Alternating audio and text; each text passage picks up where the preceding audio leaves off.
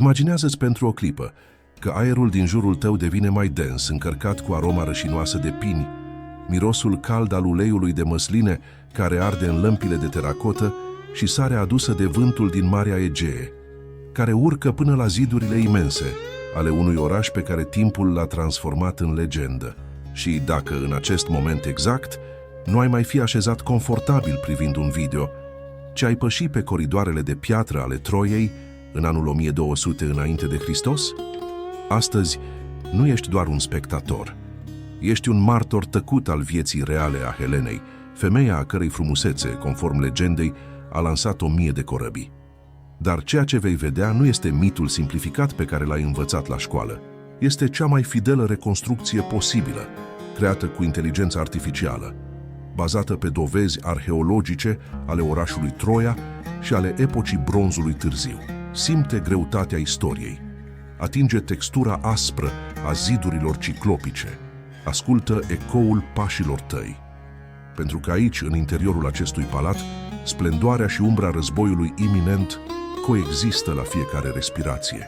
Ne trezim înainte ca primele raze ale soarelui să atingă pantele muntelui Ida. Camera în care te afli este un spațiu solid de piatră, decorat cu fresce vibrante care înfățișează delfini sărind și procesiuni de femei în tonuri de ocru, albastru și teracotă, motive care dezvăluie conexiunile culturale dintre Troia, lumea miceniană și Anatolia hitită. Alături de tine, Elena se mișcă cu o grație măsurată, aproape ritualică. Gesturile ei sunt lente, conștiente. Fiecare mișcare poartă greutatea cuiva care știe că este observat în permanență. În timp ce o slujnică îi alunecă pe umeri o tunică fină de in, aerul se umple cu parfum de șofran, smirnă și uleiuri aromatice pe care femeile elitei le pregăteau cu grijă. Nu este trezirea leneșă a unei regine din basmă. Este începutul unei coregrafii zilnice în care fiecare detaliu, sau de la alegerea bijuteriilor de aur și lapislazuli până la căderea exactă a veșmintelor, servește ca limbaj al puterii și diplomației. O însoțești pe Elena pe coridorul exterior. Gărzile, înarmate cu lănci cu vârf de bronz, își țin ochii ațintiți. Tensiunea este palpabilă.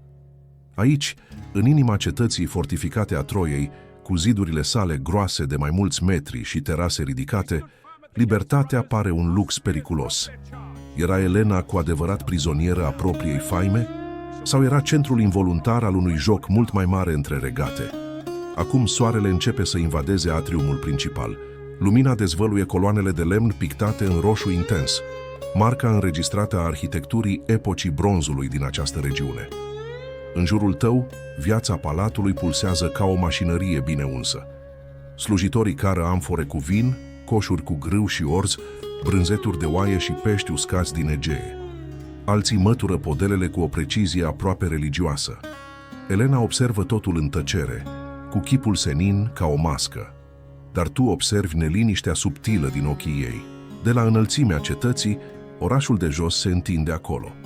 O zonă vastă, protejată de palisade de lemn, unde mii de oameni trăiesc din comerțul care trece prin Dardanele.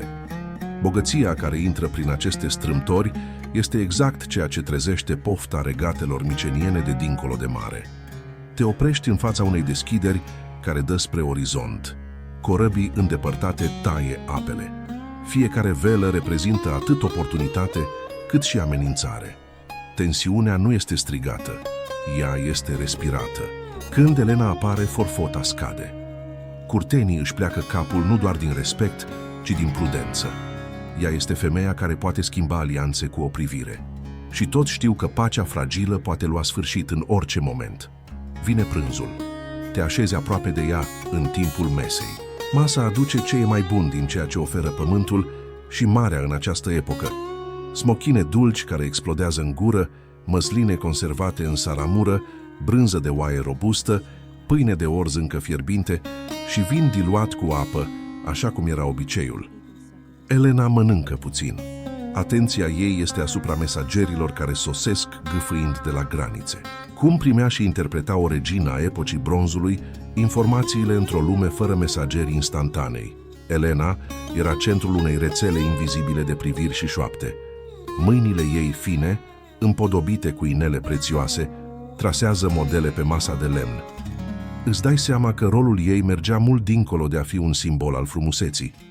Era o verigă vie între puteri, o piesă diplomatică pe un tabla unde căsătoria regală decidea soarta unor orașe întregi. După amiaza avansează și aduce o lumină aurie care face pereții de stuc să strălucească. Este momentul ritualurilor mai intime. Femeile curții se retrag în încăperile private, departe de privirea bărbaților. Aici tonul se schimbă, ornamentele grele sunt scoase. Elena își relaxează umerii pentru câteva clipe. Devii martor al unei fațete rareori înregistrate de istorie, umanitatea din spatele legendei. Ele vorbesc în șoaptă despre zei, despre ofrandele care trebuie făcute în templu pentru a-l calma pe Atena sau Apollo, despre auguri citiți în zborul păsărilor. Aroma densă de tămâie de smirnă umple încăperea, creând o senzație de timp suspendat. În acest moment, simți greutatea universală a fricii, frica de pierdere, de războiul care se apropie, de incertitudinea care planează asupra tuturor civilizațiilor, inclusiv asupra noastră. Când noaptea coboară peste Troia, palatul se transformă. Torțele sunt aprinse și sunetul hipnotic al lirelor răsună în marea sală. Elena trebuie să reapară ca regina pe care toți o așteaptă, bijuteria care justifică mândria orașului. Pășește alături de ea pe coridoarele întunecate, unde umbrele coloanelor alungite par degete întinse. În marea sală, lumina tremurătoare a torțelor dansează pe cupele de aur și pe pielea Helenei. Prinții și războinicii vorbesc despre glorii trecute, despre scuturi și răzbunări viitoare. Ea ascultă în tăcere, dar privirea ei pare îndepărtată, ca și cum ar vedea deja flăcările care într-o zi vor mistui aceste ziduri. Noaptea dezvăluie adevărul cel mai dur. În spatele întregului lux, casele de elită pe terase, megaroanele cu vatră centrală, comorile acumulate prin comerț, viața din palat era și o formă de asfixie constantă. Protocoale, supraveghere deghizată în protecție, greutatea de a fi simbolul unui întreg popor. În timp ce te îndepărtezi încet de scenă, lăsând-o pe Elena la locul ei de onoare, o întrebare rămâne în aer. Ai avea tu forța să menții seninătatea, știind că simpla ta prezență poate fi scânteia unui război care va dura 10 ani și va distruge tot ce iubești? Această reconstrucție cu ea îți permite să vezi dincolo de mitul calului de Troia și al mâniei lui Ahile. Ai văzut o femeie de carne și oase, o regină navigând între splendoare și pericol într-un oraș real, bogat, fortificat și poziționat strategic, dar și vulnerabil. Povestea Helenei nu este doar despre frumusețe sau vină, este despre prețul puterii, despre cum societățile transformă femeile în simboluri sau scuze pentru conflicte mai mari. Este despre cum, chiar acum mai bine de 300 de ani, ființa umană înfrunta aceleași angoase: dragoste, datorie, frica de viitor și căutarea agenției într-o lume controlată de forțe mai mari.